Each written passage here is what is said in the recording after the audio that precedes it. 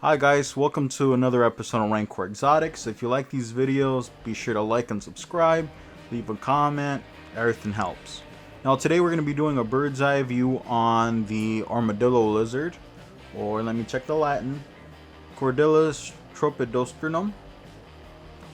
These guys are basically the dwarf versions of the giant sungazer. These are known as the dwarf sungazer or armadillo lizards. Now these guys come from other parts of Africa. They look pretty similar to Smoggigantus, the giant dwarf sungazer. However, they are very much smaller. They're kind of on the same size as a swift. They get to around 7 inches total from head to tail, so they're much smaller than their giant counterparts. Their giant counterparts getting to around the same size as bearded dragons. These stay much smaller.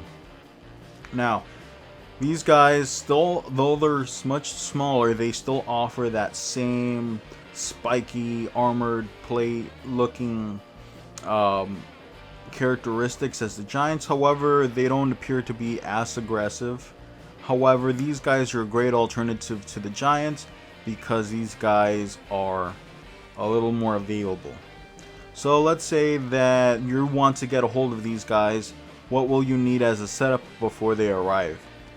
For an individual, you're going to want something around a 40-gallon breeder, which is a 36 by 18 by 16.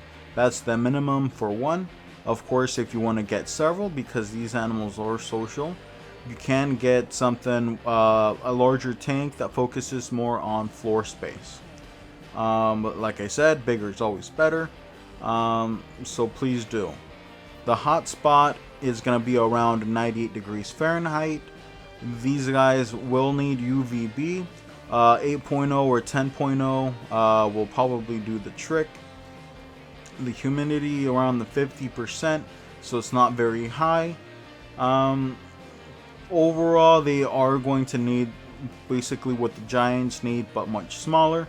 Climbing branches, food dish, water dish. These guys aren't much of diggers like the giants. They don't form burrows. However, giving them some substrate to which to dig in, if they ever so choose to, would be a great option for them. Now for the husbandry.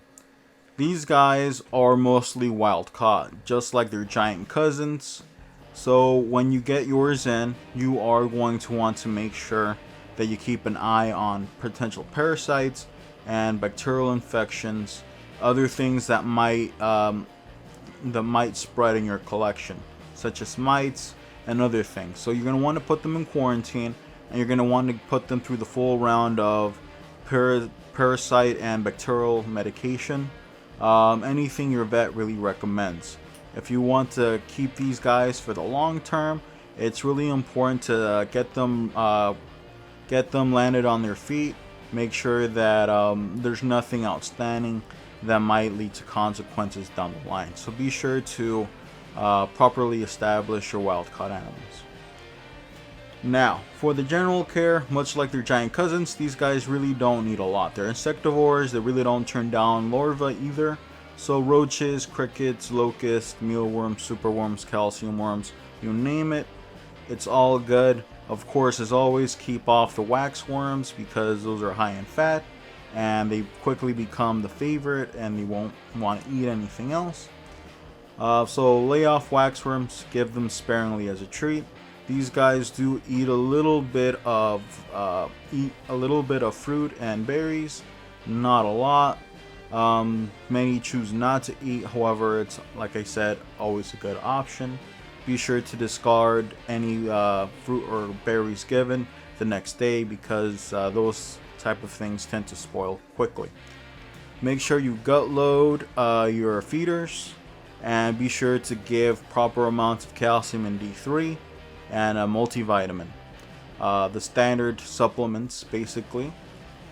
And that's basically it for husbandry. Water dish, you don't need to spray them all that often since they don't need that high humidity. So overall, pretty lax when it comes to husbandry. Breeding, however, just like their giants, is extremely hard in captivity. Not much of it is done. If there is some success in captivity, it is really not. It's really far and few in between. There's a reason why these guys are also wild caught, and that's because they just don't breed well in captivity. But if you do choose to breed, much like their giants, they do have to go through a period of hibernation, or hibernation, wet season, all that good stuff. Study more a little bit on it. However, they do need to go through a hibernation where the temperature drops and then slowly climbs back up and increase the humidity. Things like that might put them more in the mood to reproduce.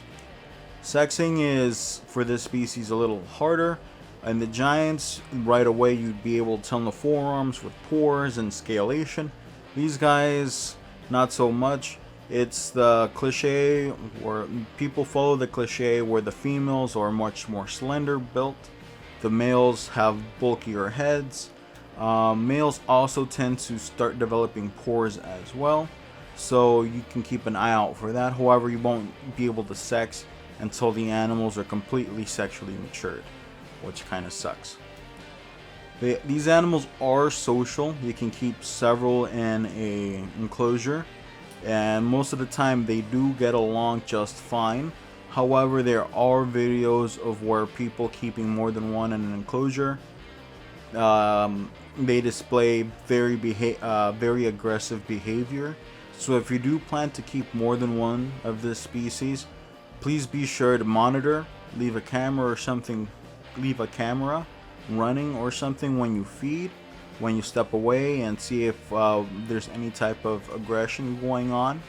If there is, quickly separate, and so that basically means keep an extra enclosure handy just in case there's any butting of the heads. So I probably wouldn't encourage keeping more than 2 or 3 in a group, since they will show aggressive behavior. I think there's a video of a pair, one attacking another one when the first one tried to eat from a food bowl. It was pretty shocking. I'll see if I can find it and put it in a corner somewhere. Yeah, so even though they're social, keep in mind that you might have to separate the animals into their own individual enclosures due to mismatching of personalities. Now, for the availability, these guys are more available wild caught, however, but they're available. I've read threads before where there was a period in the 2000s where they really weren't sold anymore. However, I'm seeing that there's been more imports recently. Of course, my whole spiel on wild caught, it's better to try to breed. So if you are going to get into this species, please be sure that you're going into this to breed. Of course, just having a couple of them and then growing them out and then seeing if you have a pair or not would probably be best. However, that might just not be the case for you. Maybe you only want one individual. Again, you should breed. However, it's ultimately up to you guys. So basically, in closing thoughts, this is very much the small giganteus, however very small. I would not recommend holding this species because they're so small and they're pretty flighty. They're not scared to bite, so I would not recommend this species as one for handling. Of course, they're diurnal, so they move around during the day, and they can be a treat for that. However, for a family pet to hold, I wouldn't really recommend it. This is much more to build a nice arid enclosure and just have it set up to show off the animal, not so much to hold. I personally think that this is the best alternative to the small giganteus, and if you are planning on getting a giant sungazer down the line, if you're dead set on it, these guys can be a good trial run if you would.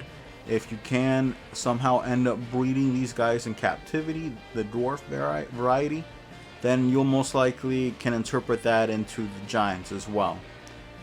So this has been the armadillo lizard, a bit more available. However, the perks and cons still apply from its giant cousin counterpart. However, these guys are actually affordable. You can probably afford one or two of them fairly easily. You should invest most of the money if you're planning to get this animal into their enclosure. However, they're not overly expensive to set up since it is an arid setup. Alright, so this has been the armadillo lizard or dwarf sungazer.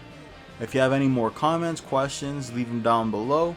If you have any other suggestions for other animals to cover, leave them down there. I'll be sure to check.